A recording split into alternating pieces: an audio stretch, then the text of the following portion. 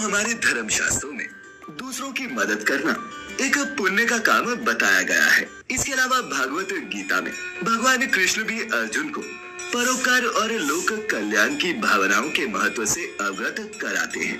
भगवान कृष्ण कहते हैं कि जो व्यक्ति अपना जीवन दूसरों की सेवा और कल्याण के लिए समर्पित कर देता है, वो ईश्वर का सबसे प्रिय होता है और उस पर सदैव ईश्वर की कृपा बनी रहती है। तो मित्रों, आज हम इस वीडियो के माध्यम से यही जानने की कोशिश करेंगे कि अगर हम दूसरों की मदद करते हैं तो क्या इससे भगवान हमारे जीवन में कोई बदलाव लाते हैं, और अगर हाँ तो क्या।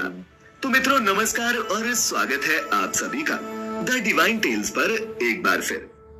तो मित्रों, आज की इस प्रस्तुति की शुरुआत हम एक कथा से करेंगे, जिसके अनुसार एक बालक रोज शहर शहर घूमकर गुब्बारे बेचा करता। जून का गर्म महीना था और बहुत गर्मी पड़ रही थी, लेकिन बालक इतना गरीब था कि ना तो उसके पास सिर ढकने के लिए कोई कपड़ा था और ना ही पैरों में चप्पल। धूप के कारण जमीन इतनी तप रही थी कि उस पर एक पल भी खड़ा हो पाना मुश्किल था। लेकिन फिर भी ये बच्चा उस गर्म जमीन पर चलकर अपने गुब्बारे बेचने की कोशिश कर रहा था।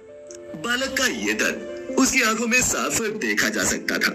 ऐसे में एक बूढ़े आदमी की नजर उस दुखी बालक पर पड़ी और वो उस छोटे बालक की ये हालत देख मायूस हो गए। जिसके बाद बच्चे की सहायता करने के उद्देश्य से उसने एक जोड़ी चप्पल खरीदी और फिर उस लड़के के सामने जाकर उसके पैरों के पास रख दी।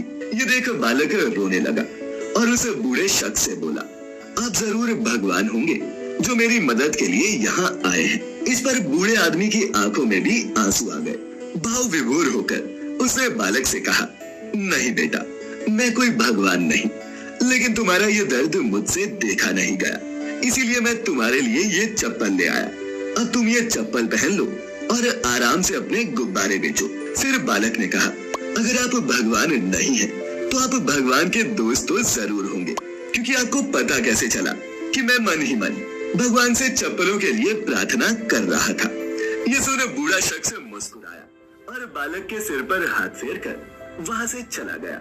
मित्रों, इस कथा को सुनाने का मेरा मकसद सिर्फ इतना था कि अगर आप लोगों की मदद करना पसंद करते हैं, तो भगवान भी आपको सच्चे लोगों से ही बार बार मिलाते हैं, ताकि उनके जरिए वो आपकी मदद भी कर सके।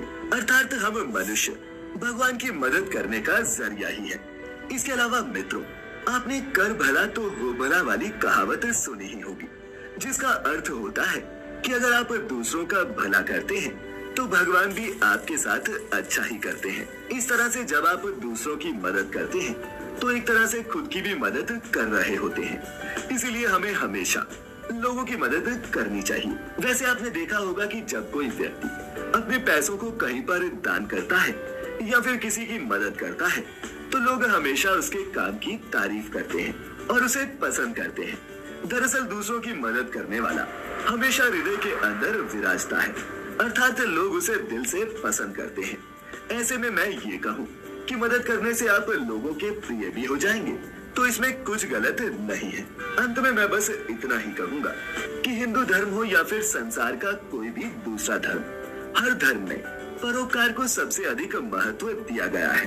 भागवत गीता में भगवान कृष्ण ने स्वयं कहा है कि अगर कोई मनुष्य दीन दुखियों की मदद करता है, अंधे की आंखें बनता है या फिर बूढ़ों की लाठी बनता है, तो वही भगवान का सच्चा भक्त है। और ऐसे सच्चे भक्तों का जीवन भगवान एक ना एक दिन जरूर बदल देते हैं।